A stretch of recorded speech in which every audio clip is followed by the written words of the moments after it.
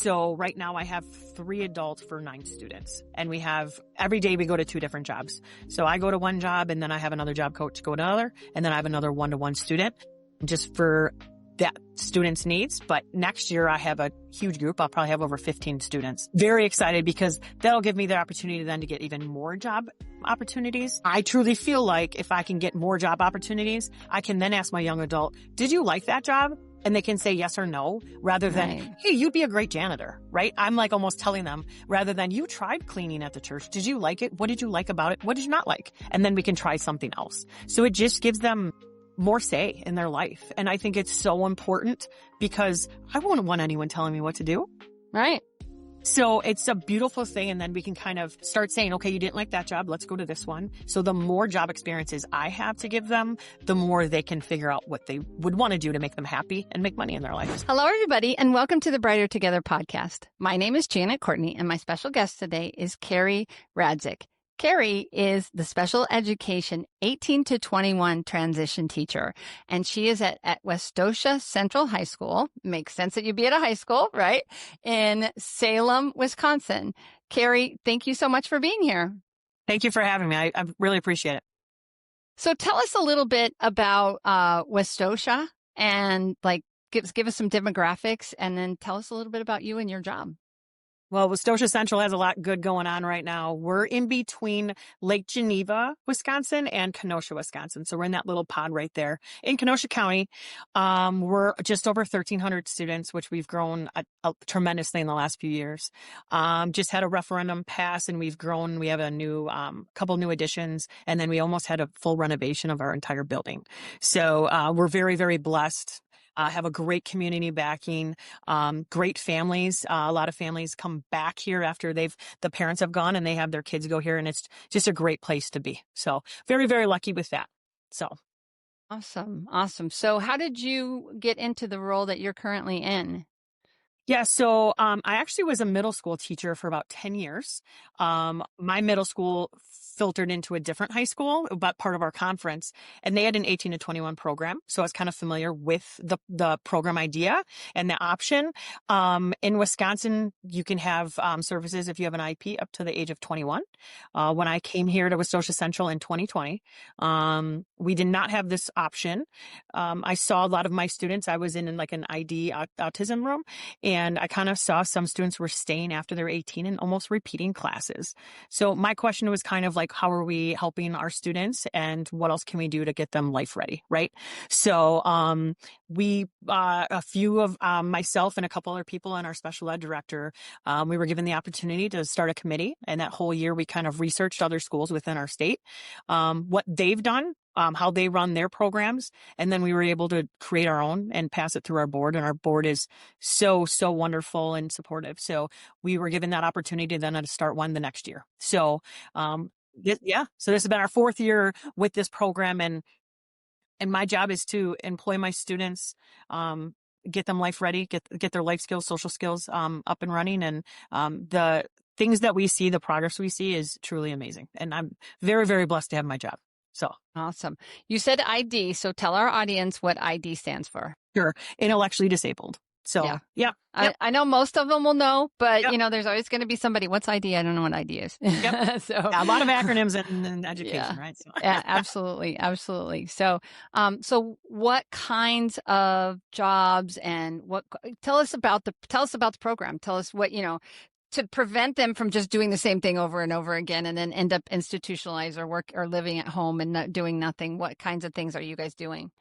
Yeah, so I'm really lucky. I get to teach. I specifically do differentiated instruction for learning how to fill out applications, learning how to fill out or get resumes ready. When they go to an interview, sometimes my students have a hard time speaking for themselves, but then kind of questions should, the employer ask, and that's hard to say, right? So, I have an about me page that my students fill out, and it kind of says what they like, what they struggle with, and what they're getting better at and what they're working at, so that employer can kind of ask those questions that are direct for my student so they can answer those.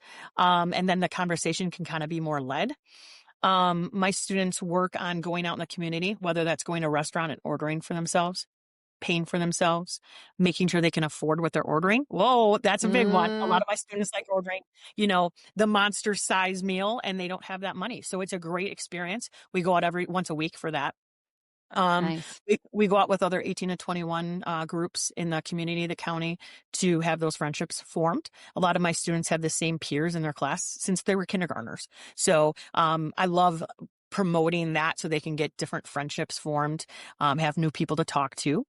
And then 4 days a week, we go to different job sites. So myself or another job coach goes and we prep food in a kitchen at a restaurant. We clean a church. We work in our school lunchroom and the kids hand out food and then they stock in between lunches. It's anything to give them job skills while we can help them, because a lot of my students can't do it independently. But after a couple months, they truly can, because they've been exposed and they have that routine. Because a lot of Yeah. my students need a routine. So Yeah. it's incredible. I get to teach a little of everything, but I absolutely love it. Yeah, and it truly is. They absolutely can learn. Yes, It's just a absolutely. matter of how long it takes them to get that routine and to learn that skill. I love that. We lived in Michigan for 19 years, and I'm gonna plug my previous church here a little bit.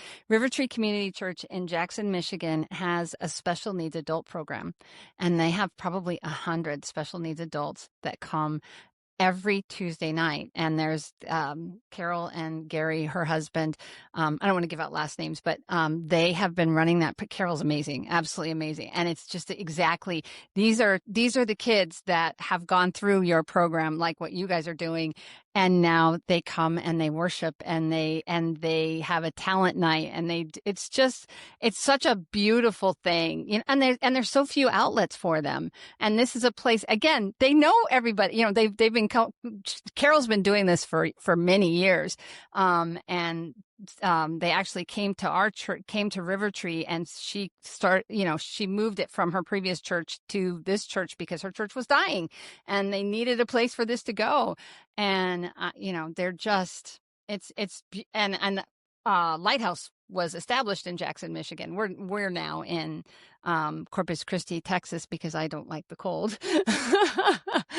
but it's a beauty, and I know there are others out there that do similar things, and that's exactly, just having that community and what you were just exactly talking about. It's beautiful. We're very lucky here. And we do have to, like, whenever I'm asked what can my young adults do, I tell them anything, because I truly Uh-huh. believe that. But it's me finding then the scaffold or the little thing that they need to help them get there. So, you have to count 7 cauliflowers to put in a portion bag for a restaurant. My kids might be like, "Ooh, there's something over there," and they forget what number they're at.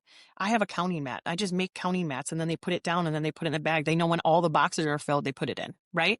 Or some of my students aren't great at vacuuming. They can, but they just have to learn how to do it. So we throw paper on the ground to make sure they get all the different areas of the church. So it's just, what can I do to help them achieve? And once they achieve, they fly, and it's the coolest thing to watch. So. Yeah, that's fantastic. And they can earn they can earn money. They can become much more independent. And yeah. So what does your program look like as far as is it just you, or how did you get this? Yes, you got the board to agree to it, but then how did you bring everybody else on board? Sure. So we had some parents that were interested in an opportunity when we were investigating what we could do. So I started with just 3 students from 18 to 21. And then I had one aide. And we went out, we job coached and all that. The next year we grew. And then we kind of do it based on how many job sites I have, and then, and behavioral needs. So, or medical needs. So right now I have 3 adults for 9 students, and every day we go to 2 different jobs. So I go to one job, and then I have another job coach go to another, and then I have another one-to-one student, just for that students' needs. But next year I have a huge group. I'll probably have over 15 students. Very excited, because that'll give me the opportunity then to get even more job opportunities. I truly feel like if I can get more job opportunities, I can then ask my young adult, "Did you like that job?" and they can say yes or no rather than, Right. hey, you'd be a great janitor, right? I'm like almost telling them rather than you tried cleaning at the church. Did you like it? What did you like about it? What did you not like? And then we can try something else. So it just gives them more say in their life. And I think it's so important because I wouldn't want anyone telling me what to do, Right. so it's a beautiful thing. And then we can kind of, start saying, okay, you didn't like that job. Let's go to this one. So the more job experiences I have to give them, the more they can figure out what they would want to do to make them happy and make money in their life. So, yeah. So how do you go about identifying companies that are willing to do this and to work with you for That's these a great kids? question. So we started with a spreadsheet that I sent to staff. And I basically said, here are the businesses within like a 10-mile radius of our school. Do you know anyone that works there? Can I have, your personal reference? And then I can go from there. And a lot of our job opportunities came from maybe a coworker, their daughter worked at the restaurant, right? Maybe the church, someone just goes to that church and they said, this sounds great, right? So my students don't get paid. Some of them eventually do get jobs where we're at, but we do volunteer work at first. So I kind of, plug it as like, I will make sure the job gets done right. I will be there with them, but we're just going to be there to help coach them. So that's kind of how I went about it. Like, do you want some free help at your job? And you're giving a great opportunity for someone that needs some of these job skills worked on. And we had an overwhelming response from my staff. So then I was able to kind of be selective in saying, okay, let's take a restaurant job. Let's take a cleaning job. We worked at a different restaurant. We worked at a daycare because then it kind of gave us with a small amount of jobs, it kind of gave us different areas to work on at each one. So, Yeah. but yeah, I just sent it out to our staff and it was a great return from our staff. And then I was able to kind of go from there. So. Fantastic. So you've got 15 kids. How many different jobs are you going to have next year then? Yeah, by next year, I'm hoping to at least double what we have. So we have like 5 right now because we do one job every day. And I rotate the kids. I'm hoping to have at least 10. And when we've had actually a pretty big boom of businesses pop up around our school in the last probably year and a half, 2 years. So they're here. I mean, they're ready. And I think with having more young adults, we'll have more work. Job coaches that'll give us the opportunity to go to more job experiences. So how do you manage, how do you handle transportation then? Yeah. We have our own school vans. And then we're able to, my students, my young adults actually have an altered school day. So, we do a pickup of my, young adult after high school day starts. So my students are like 8:40 to 1, which is like our second or fourth period. And then they leave after 1 because some then to go to jobs afterwards. So we do all of that. We do a pickup and a drop off from their home. And then we do all the transportation to either our community outings that I was talking about or to their job sites with our vans. Awesome. And then there is the move from your program into daily life. What does Yes. that look for them and give us some success stories there? Yeah. So, I mean, we've had a pretty high percentage of students, employed by the time they're done. I just had another student last week. I'm just so proud. He got employed at one of the restaurants we work at. Michael's on the Lake is a dinner club around us. They've employed 2 of our students now and just phenomenal. And they actually just hired someone that was out of my program for about 2 years and they just hired him. And it's just a great feeling to know that, they've gained so many job skills that they can be employed and that they're working there without a job coach. They've Yeah. seen us and how we kind of interact with the students and push them and keep them on task. And they take those same skills and they just run with it there. So, it's been incredible. So I've had a very high percentage be employed. Some have gone to Gateway Technical College. Some will get involved with DVR, the Department of Vocational Rehabilitation in our county. Mm-hmm. And then they're continuing on with a little job coaching and they're employed at places like Quick Trip and other places. I mean, so, we push and my students love it because we're hands-on, but we do a lot of any academic work we do seems fun to them because it's very practical. It's not like I'm teaching, you have to learn history. I get to teach something like, hey, we're working on empathy today. And we watched Everybody Loves Raymond today. And I showed them and then we worked that way. So I don't have set standards, but I've made standards for myself so that I know I'm hitting for my students in 3 years what they need to be socially and in life and vocationally ready for life. And I only have so much time with them, but I really do feel like we hit a lot of main areas that the growth we see. I mean, we want our students to be independent. So a lot of times we're like, oh, we have so much more work to do. But then I talk to our other job coaches and I'm like, how far they've come is just incredible. And it's actually such a gift to be able to watch it. Yeah, we might help it happen, but my students are responsible for it happening, right? I mean, it's their choice and it's really a beautiful thing. And I think my parents see it. My students' parents see it at home I make them chore lists. How can you help your parents at home? And I give them a list and I try to make it, life skills goes at home too. Like, why does your mom pack lunch? Start packing your lunch, dude. You can do it. And just seeing those little things across the board, I truly feel like they get more ready for life. I mean, we're blessed with a kitchen in my room, a laundry room in my room. So they're cooking on Fridays, but they clean up. They choose the recipe. They have to follow the recipe. You put in 4 cups of milk and it was only supposed to be a quarter. Oops, it's not going to taste right. But I can't help you too much because you would never learn otherwise. What if every student could work with a therapist who brings not just credentials, but years of experience and wisdom to the table?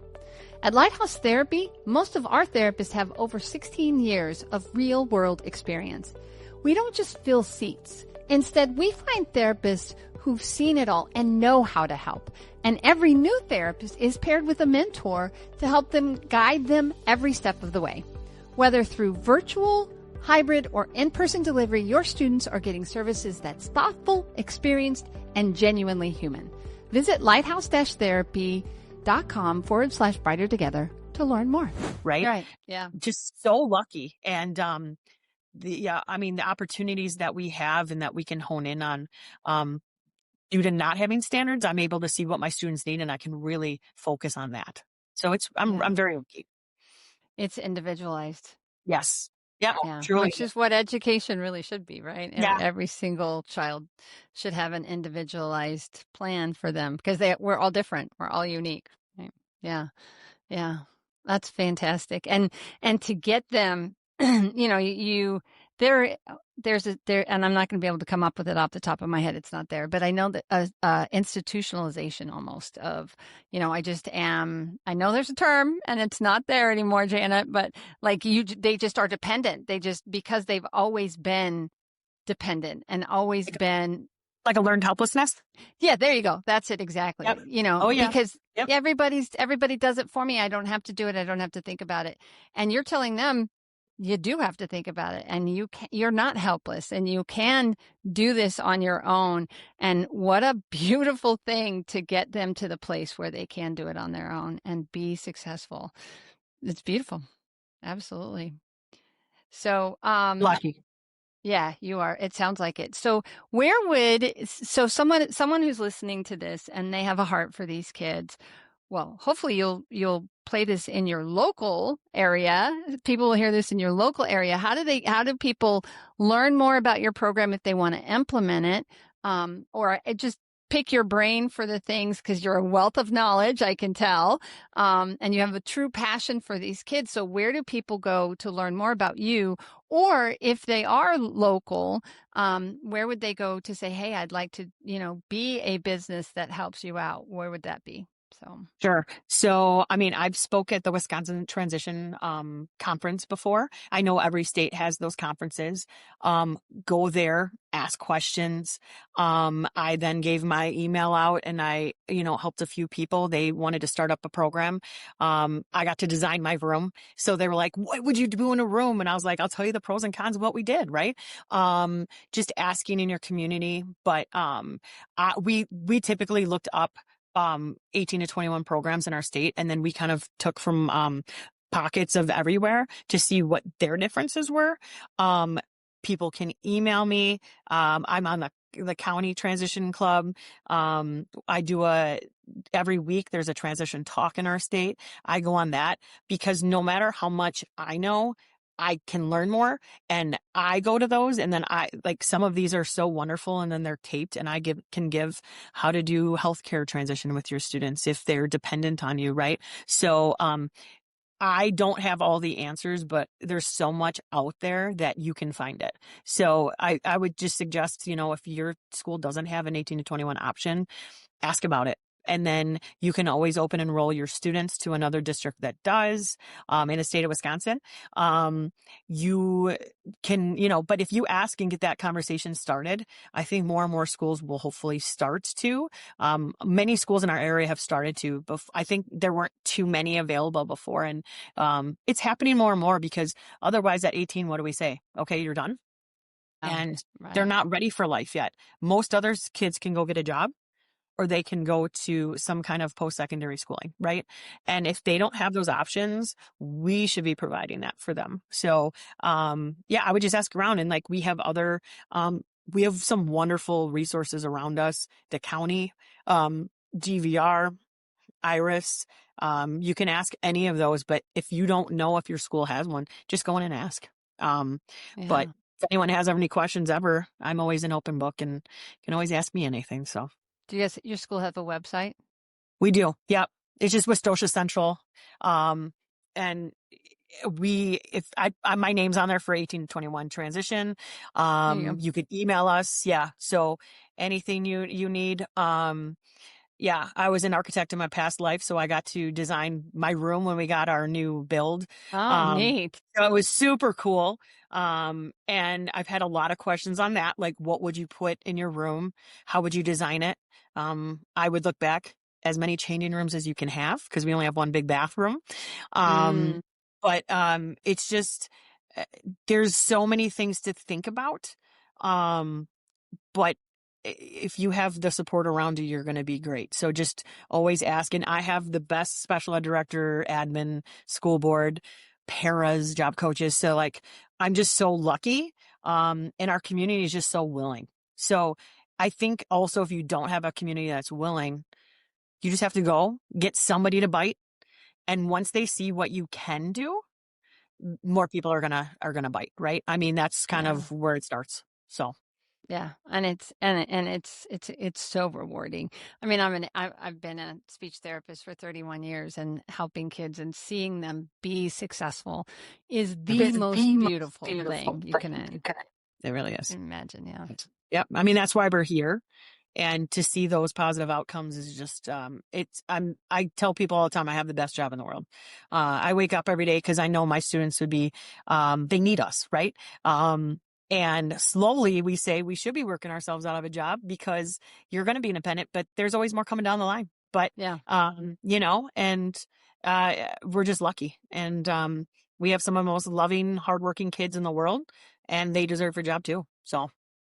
Awesome. So if there's one thing that you could just miraculously make go away, one thing that in your job, the stuff that, there's whatever it is, that one thing that is like, if I could just fix that one thing and never have to worry about it again, and it can't be money, everybody needs more money. What would it be? What would that one thing be?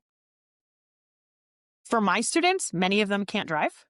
So I think for them, it would be transportation available at all times so that they weren't dependent on others, more like so their family and friends to get to a job. We had great transportation system that got put in place by our legislation in our county. Unfortunately, some of my kids have to go across county lines. So it's, how does that like, we're so close to some borders. So, and they don't work on the weekends, like those van opportunities that we have in the county. So while we've taken a huge step forward, I still think we just need to do a little bit more because, my young adults need to work on the weekends too. So, and I hate that they have to then rely on, a family member that maybe can't drive them. And I would hate for them that to be a reason why they're not working. Right. So. Yeah. So that's one of the things. Yeah. That's one of the things that, when they started talking about self-driving cars, I was like, for people that are blind or disabled or elderly, so much. I mean, I know it's happening. I've seen it in big cities and stuff, but it's coming. And those are the people that, when it comes, Elon Musk, please make it affordable, or donate some of those to a school like yours so that these kids can get where they need to be. Because there's people philanthropists that can do something nice. So if you're a philanthropist and you're listening to this and you know somebody, please help these kids to get where they need to be. It's a great answer to that question, but it's something that we know is coming. Maybe not in my lifetime, maybe in my lifetime. I don't know. I'm 58. Who knows? But definitely, I mean, removing that barrier it's such a great answer, because it is the biggest barrier to getting to work is, having, and you live in Wisconsin. It's cold up there in the winter. Sure. And like, if we're over in the city of Kenosha, I have a city bus, there's taxis and there's other things out by us. We're just outside. We don't have city buses. We don't have, if you call an Uber, it's going to take you like 40 minutes to get one. And the transportation I was referring to, like, there's just some stipulations that just hold some of my students back a little bit. And I think we're definitely taking, like I said, steps forward, but I wish that could be fixed, because I think it would help a lot of my kids. So yeah, that's a great answer. Absolutely. Okay. Well, so many good things. I love what you guys are doing. And, you're bringing up a generation that's going to be a functioning, growing part of society. One last question I wanted to ask you. You said 18 to 21. So, and every state's a little bit different. Are they once they turn 21, or is it once they turn 22 that they age out? How does that work? Jana, that's a great question. So if you were to turn 21, let's say in September and school's already started, you can finish that entire school year in the state of Wisconsin. Let's say you turn 21 in that summer, you would officially be done. I turned 21 in April, I can finish that school year. So you finish that school year unless it's during the summer, and then you can't finish anymore. So, yeah. Tough one. Yeah. But other states some are 22, some are 25. Yeah. 26. I know there's one. I was talking to somebody who was 26 and another transition person. And it's just, just like, wow. So, and the time goes so fast. Yeah. Mm-hmm. So what we've worked on is, instead of me starting to teach you how to put gloves on, right, that could be something that's done in middle school. So we've started working with our middle schools. Like, if you start with these life skills, vocational skills that are easier, then when I get them, I don't have to waste time, in a sense, on those skills, because then we can just kind of get out and run when I get those activities of daily living done before they get to that age, because they've got to be able to take a shower, they've got to be able to brush their teeth, they've got to be able to get dressed for work and put their shoes on, and know whether or not it's going to be cold enough that I need my coat or I don't. Right. Yeah. And a lot of times right now I'm doing that in my program, which is eating some of the 3 years, and time goes fast and there's a lot to learn and teach. So, yeah. So good for you. Well, Kari, it has been a fantastic conversation. I knew it would be. You and I have the same heart. We're both special educators and love the kids, and we just want kids to be successful, and giving them an opportunity that they wouldn't get otherwise. And your kids, you talk about you being blessed. Your kids are blessed because of what you're doing. So. And like the podcast say, we are definitely brighter together, aren't we? Yeah, we just got to keep working together. And look at what my school did. They made this program possible, and we're just getting better, right? So we're just going to keep climbing. So I'm just lucky. Yeah, just grateful. And I have a great life because of it. So yeah, well, keep up the good work. And thank you for telling your story here. We really appreciate it. I appreciate you. Thanks for everything you do.